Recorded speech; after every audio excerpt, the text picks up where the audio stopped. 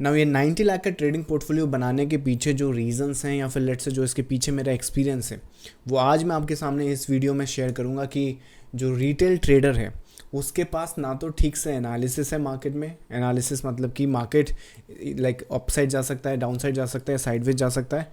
ना उनके पास ठीक से स्ट्रैटेजीज़ हैं कि एक तो रैंडम एनालिसिस कर लिया, उसके बाद अगर एनालिसिस हो भी गया तो कोई भी रैंडम बेसिस पे स्ट्रैटेजी कर ली। और सबसे ज़्यादा लैग जो रिटेल ट्रेडर करता है वो अपने मनी मैनेजमेंट और रिस्क मैनेजमेंट पे करता है। देखने में बहुत सिंपल सी चीज़ है, लेकिन बहुतों को पता ही नहीं है कि एक्चुअली मनी मैनेजमेंट जो उनके पास कैपिटल है उसको कैसे बिल्डअप किया जाता है, कैसे उसको ग्रो किया जाता है। यहाँ पे बहुत सारे लोग लैग करते हैं, जिसका मतलब इतना सिंपल सा सोल्यूशन हो सकता है। और साइकोलॉजी यहाँ पे तो छोड़ ही दीजिए। लेकिन सबसे पहला जो टूल है, जो एनालिसिस का टूल है कि मार्केट एक्चुअली कर क्या सकता है, ताकि आप अपनी ट्रेड सेटअप्स वहाँ पे प्लान करोगे बाई या सेल की।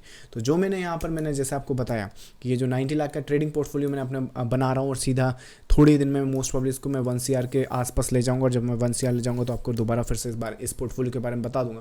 तो इस वीडियो में मैं आपके साथ शेयर करूंगा कि जो वेव थ्योरी है वो कैसे मैं यूज़ करता हूँ इस पोर्टफोलियो को बिल्ड करने में, ग्रो करने में। और एक बार जो बेनिफिट मतलब कि जो लाइक ट्रेडिंग पोर्टफोलियो मैं आपको बता रहा हूँ, इसका सबसे बड़ा बेनिफिट ये है कि मैंने कितने ही ट्रेडर्स का देखा है कि लाइक ट्रेडिंग पोर्टफोलियो इनका चलता तो रहता है ऐसे, लेकिन इवेंचुअली फिर वो पूरा सब कुछ गंवा देते हैं। कोई एक फेज़ आता है जहाँ पे सब चला गया, ओवर ट्रेड हो गया, ये हो गया।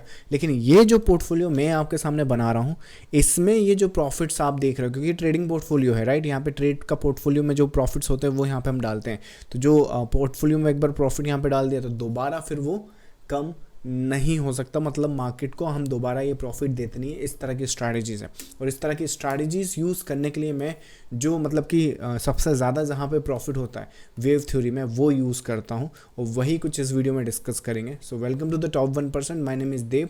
वेव थ्योरी का जो बेसिक है और जो इम्पल्सिव पार्ट है, मतलब इम्पल्सिव मूव है, उसमें से जो थर्ड वेव है और जो एक्सटेंडेड फिफ्थ वेव है वो हम कैप्चर करने की कोशिश करते हैं। बट आज के वीडियो में मैं आपको इस थर्ड वेव का यूटिलाइजेशन या फिर थर्ड वेव की पॉसिबिलिटी बताऊंगा। चलो, सो मोस्ट प्रॉब्ली जैसा मैंने कहा कि रिटेल ट्रेडर जो है, आपके पास बेस्ट जो चीज़ है चार्ट्स को एनालाइज करने के लिए वो टेक्निकल एनालिसिस है। यहाँ पर मार्केट चार्ट्स की फॉर्मेशन में आपके सामने बनेगा। अब जब मार्केट फॉर्मेशन में बनेगा तो आपके सामने वहाँ पर डाटा प्रिंट होगा। जब वो डाटा प्रिंट होगा तो मार्केट क्या करता है, मार्केट देखो, दुनिया का कोई भी ट्रेडिंग चार्ट देख लो, अगर आपका अंडरस्टैंडिंग क्लियर है और आप समझते हैं मार्केट को मूवमेंट जो वेव्स की भाषा में, तो होगा क्या, या आप क्या देखोगे। मतलब वेव थ्योरी में अपन आज बात कर रहे हैं एलियट वेव के, इम्पल्सिव वेव के बारे में। तो उसमें क्या होता है कि एक ओरिजिन पॉइंट होगा, उस ओरिजिन पॉइंट के बाद एक पहली वेव बनेगी, वो पहली वेव के बाद एक सेकेंड वेव बनेगी, फिर एक थर्ड वेव बनेगी, फिर एक फोर्थ वेव बनेगी, फिर एक फिफ्थ वेव बनेगी। तो ऐसे करके आपकी ये वेव बनती है ना। उसमें जो लाइक मैंने आपको कहा कि हमारा पूरा फोकस होता है कि हम ये वाली वेव को कैपिटलाइज करें ऑल द टाइम। अगर लेट से 10 बार ये वेव्स बन रही हैं राइट ट्रेड्स में, तो हमारी कोशिश ये होती है कि 4 से लेके 6 बार हम ये वेव्स को पकड़ सकें, जिसमें ये वेव अगेन हर बार ऐसा तो होगा नहीं कि आप यहाँ से बैठोगे और यहाँ एग्जिट करोगे, लेकिन मोटा मोटा इसका अगर 70% या 80% भी हमने कैप्चर कर लिए तो वेल एंड गुड है। ऐसे टूल्स होते हैं मार्केट में जिससे हम यूज़ कर सकते हैं। तो एक तो ये वेव हो गई जिस पर हमारा फोकस होता है। सेकंड जो है वो हमारा इस पे फोकस होता है, क्योंकि वेव थ्योरी में, एलियट वेव की थ्योरी में क्या होता है कि जो थर्ड वेव है यूजुअली ये लॉन्गेस्ट होती है, पर इसका रूल ये होता है कि सबसे छोटी नहीं हो सकती, लेकिन ये वाली जो वेव है वो छोटी हो सकती है। तो इस वजह से यहाँ पर अगर हम किसी रीज़न से यहाँ पर बाई करेंगे तो मोस्ट प्रॉब्ली फिर हमने पूरा ये साइकिल कैप्चर करना पड़ेगा, तभी हम इसका अंडरस्टैंडिंग या फिर इसका जो रिस्क रिवॉर्ड है वो फेवर अपने फेवर में कर सकते हैं। सो पहली चीज़ तो ये वेव पहले समझ लो बनती कैसे। सो एक ओरिजिन पॉइंट होगा, वहाँ से पहला वेव निकलेगा, इसका लेंथ कुछ भी हो सकता है, ये मान लीजिए पहला वेव हो गया। फिर सेकेंड वेव जो है वो यहाँ से नीचे, इसके नीचे गिरेगा। लेकिन ध्यान रखिए ये जो सेकेंड वेव है ये इस लो पॉइंट को ये बिल्कुल भी टैग नहीं कर सकता है। टैग मतलब TAG, मतलब इसके नीचे विक भी नहीं निकाल सकता है, और क्लोजिंग तो दूर की बात है। तो इसके नीचे विक भी नहीं जा सकती, मतलब कि यहाँ पे ये जो सेकेंड वेव है ये पहली वेव के लाइक जो है वो 99.9% 999 ऐसा कुछ हो सकता है, मतलब कि बिल्कुल यहाँ जीरो तक आ जाएगी, लगभग बहुत करीब, लेकिन फिर भी जीरो के नहीं जाएगी। विच मीन्स कि अगर ये 100 पॉइंट की वेव है तो ये जो वेव है वो 99.99 की हो सकती है, ठीक है, लेकिन ये 100 की बिल्कुल भी नहीं होती। तो ये कैरेक्टरिस्टिक मिल गए। मतलब कि अगर हमें चार्ट्स पर एक मान लीजिए मोटिव फेज है, मार्केट मूव कैसे करता है, मार्केट में कोई भी आप टाइम फ्रेम पे चले जाओ, चाहे डेली हो तो भी आप देखोगे कि एक शार्प वेव है, फिर करेक्शन, शार्प वेव, फिर करेक्शन, शार्प वेव, फिर करेक्शन, यही चल रहा है मार्केट में। ये लार्जर स्केल का करेक्शन, फिर नेक्स्ट फेज, ये डेली का है। मैं 1 मिनट पे आ जाऊँ तो 1 मिनट पे भी देखोगे तो वही चीज़ चल रही है, motive correction, motive correction, motive correction, वही चीज़ चल रही है। तो उस केस में क्या है कि अगर आप देखो तो कोई भी करेक्शन के बाद जो करेक्शन वहाँ पर होता है, तो उस करेक्शन के बाद क्या रहेगा, वहाँ पर जो फेज़ बनते हैं ना, उसमें आप नोटिस करोगे कि अगर एक प्रीवियस जो है वो कंप्लीशन हुई है, तो यहाँ पर क्या हो सकता है कि पहली वेव ये बन सकती है और सेकंड ये वेव बन सकती है, फिर हमें थर्ड वेव मिल सकती है, फिर fourth and the fifth and larger scale correction, और फिर वही रिज्यूम करता है अगर ये अप ट्रेंड कंटिन्यू रहता है। तो एज ए एनालिसिस्ट हमारा गोल क्या होता है कि पहली चीज़ तो ये जो पिंक वाला साइकिल मैंने बनाया है, स्ट्रक्चर बनाया, ये कहाँ तक जा सकता है। तो लेट्स से अजम्पशन हम लेते हैं यहाँ तक जा सकता है। अब जब ये यहाँ तक जा सकता है तो अभी कहाँ पर है, तो मान लीजिए वो यहाँ पर है। तो जब वो यहाँ पर है तो हमें क्या क्या देखना है, एक मोटिव मिल गया है, करेक्शन मिल गया है, करेक्शन के बाद ये वाला जो मोटिव है वो बन रहा है। अब उस मोटिव में जब ये सेकेंड वेव बनना हो गई है, मतलब ये वेव आपकी बन रही है, तो ये वेव क्या करेगी, ये जो वेव है वो आपका इस वेव के इक्वल बिल्कुल भी नहीं होती है। यही हमने सीखा है इस चार्ट पर। सो ये जो चार्ट पर हमने सीखा है वो यही सीखा है कि जो फेज़ है यहाँ पर वो इसके बिल्कुल मतलब जैसे कि मान लीजिए ये पहला वेव है आपका, है ना, ये आपका पहला वेव है। यहाँ पर आ जाइए, जब इस चार्ट पर मैं आपको दिखाता हूँ। सो यहाँ पर क्या है कि ये आपका पहला वेव है, राइट। ये पहले वेव का आपका ये करेक्शन है। जब ये करेक्शन यहाँ पर है तो ये इसके इक्वल नहीं हो सकता। तो ये जो थर्ड वेव है ये लॉन्गेस्ट होती है। तो समझ में आ रहा, वही मैं बताने की कोशिश यहाँ पे कर रहा था। तो यहाँ पे अगर मैं आपको ओवरऑल इसी चार्ट पर दिखाऊँ तो मोटा मोटा आप देखो यहाँ पे ये पहला वेव, ये सेकंड करेक्शन, देखो इसके नीचे नहीं आया, ये थर्ड वेव आपका। तो ये वेव आपको कैप्चर करनी है। फिर फोर्थ वेव का करेक्शन, फिर फिफ्थ वेव। आप चाहें तो ये वेव भी पकड़ सकते हैं, कैप्चर कर सकते हैं।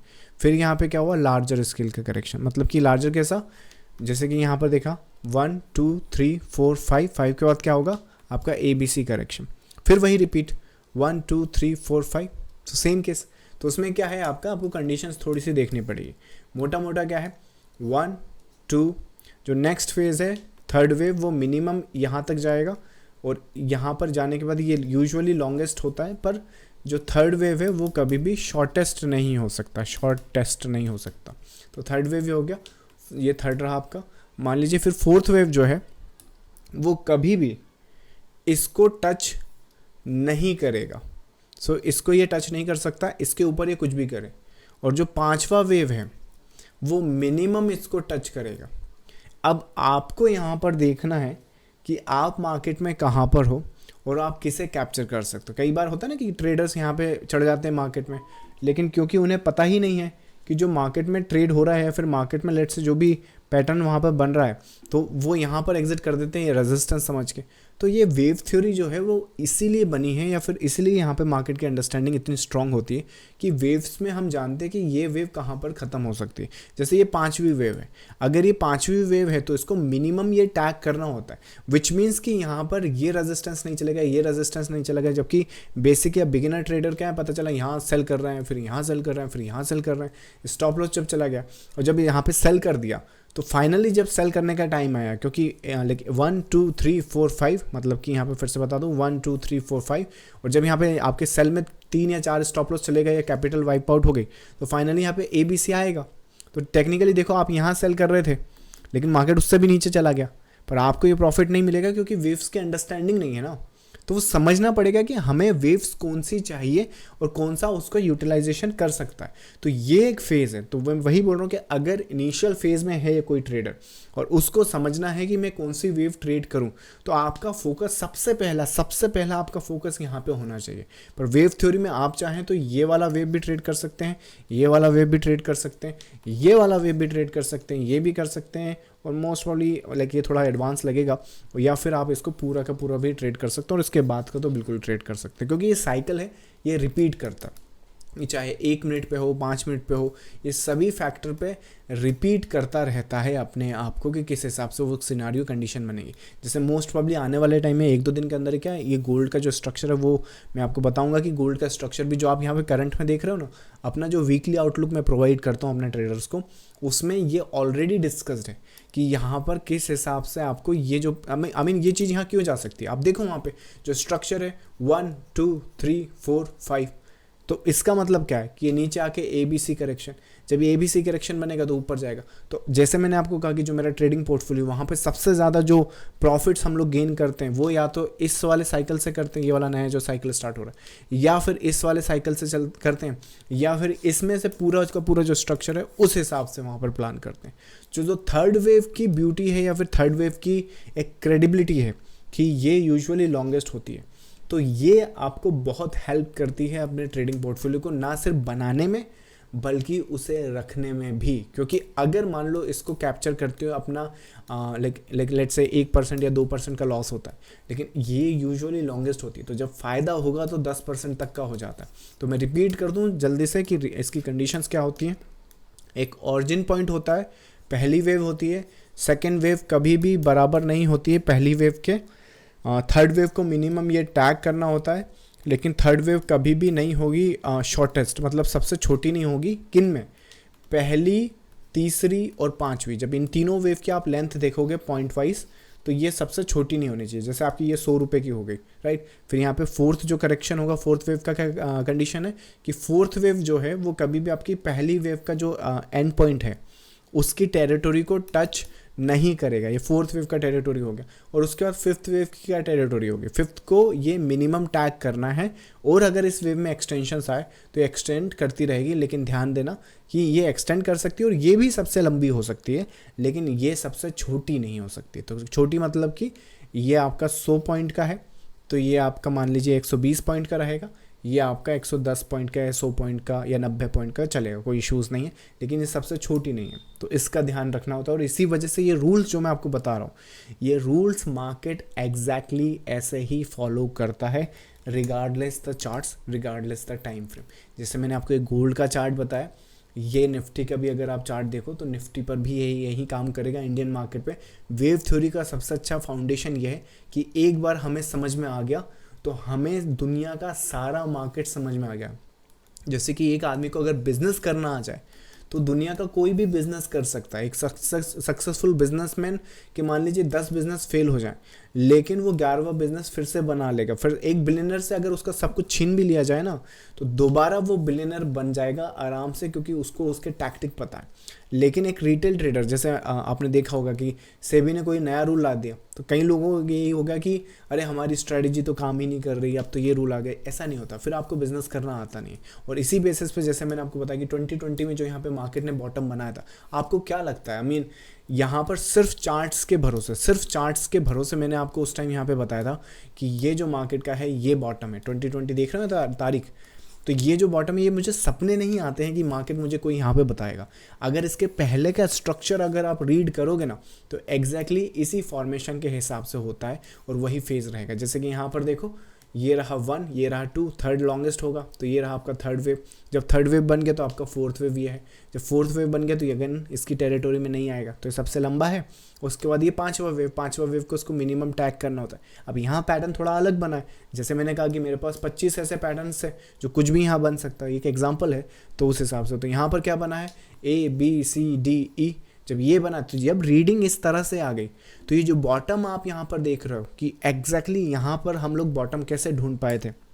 जैसे उसका भी जो स्नैपशॉट था अपना निफ्टी का बॉटम का, राइट, मोस्ट प्रॉब्ली ये वाला। तो आपको क्या लगता है कि ये जो 20 मार्च को, मतलब 23 मार्च को यहाँ बॉटम बनेगा, ये मैं आपको YouTube पर पब्लिकली किस तरह से अपडेट कर पाया था? वेव थ्योरी के हिसाब से, क्योंकि मार्केट के स्ट्रक्चर और अंडरस्टैंडिंग इस तरह से कि प्योरली हमको चार्ट्स को रीड करना है।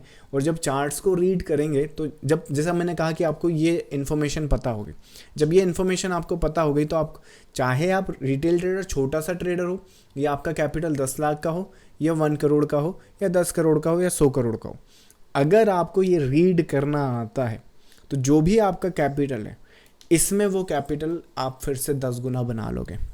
तो ये वेव थ्योरी की पावर है और ये वेव थ्योरी का बेसिक इम्पल्सिव मूव है। अगर आप इसको ट्रेड करना सीख गए ना, मतलब ये तो पूरा स्ट्रक्चर है, लेकिन सिर्फ इतना पार्ट भी अगर आप इस पे फोकस कर लिया, आने वाले सेशंस में अपन और डिस्कस करेंगे, और पैटर्न्स के बारे में डिस्कस करेंगे, और सीखेंगे इसके जो रूल्स या फिर टूल्स होते हैं जो पब्लिकली पैटर्न्स होते हैं। तो सब चैनल को सब्सक्राइब और वीडियो को लाइक कर लेना, नहीं तो क्या होगा, इस इंटरनेट की भीड़ में कहीं ये जो चैनल है वो खो जाएगा। तो मोस्ट प्रॉब्ली ये वेव थ्योरी का कंसेप्ट होता है, थोड़ा सा यहाँ पर दिमाग लगाना होता है, बट एक बार ये कंसेप्ट आ गया तो थर्ड वेव का यूटिलाइजेशन करके ट्रेडर्स अपनी कैपिटल को कितना भी 10x या 100x कर सकते हैं। चलिए, so this was the top 1% method या फिर let's say top 1% impulsive move. इस सेशन के रिगार्डिंग अगर कुछ क्वेरीज हैं तो वो आप इस कमेंट बॉक्स में लिख सकते हैं। आज का कमेंट ऑफ द डे होगा, जो लोग सीरियस है अपनी ट्रेडिंग जर्नी को लेके, जो टॉप 1% में आना चाहते हैं, वो लिखेंगे इम्पल्स, आज का इम्पल्स, ये कमेंट ऑफ द वर्ड है। और मैं मिलूंगा आपको नेक्स्ट सेशन में। अच्छा हाँ, एक चीज़ मैं बताना भूल गया कि इन सेशंस के रिगार्डिंग ये पोर्टफोलियो मैंने कैसे बिल्ड किया, कौन कौन से पैटर्न्स एक्चुअली यहाँ पे प्ले हुए हैं, तो इसके लिए मैं मास्टर क्लास भी कंडक्ट करता हूँ। सो मास्टर क्लास आपको ये वेबसाइट, इसका लिंक आपको वीडियो के डिस्क्रिप्शन में मिल जाएगा, उसमें यहाँ पर आकर नेक्स्ट मास्टर क्लास ये है इस दिन को, मोस्ट प्रॉब्ली आप यहाँ पर आकर साइन अप कर सकते हैं। Publicly every once in a while मैं लाइव सेशन भी करता हूँ, और लाइव सेशन का जो लिंक है मोस्ट प्रॉब्ली आपको इस टेलीग्राम चैनल का लिंक भी वीडियो के डिस्क्रिप्शन में मिल जाएगा, तो यहाँ पर आकर आप मुझसे सीधा जुड़ सकते हैं। सो मैं मिलूंगा आपको नेक्स्ट लाइव सेशन में। Thank you so much, bye bye.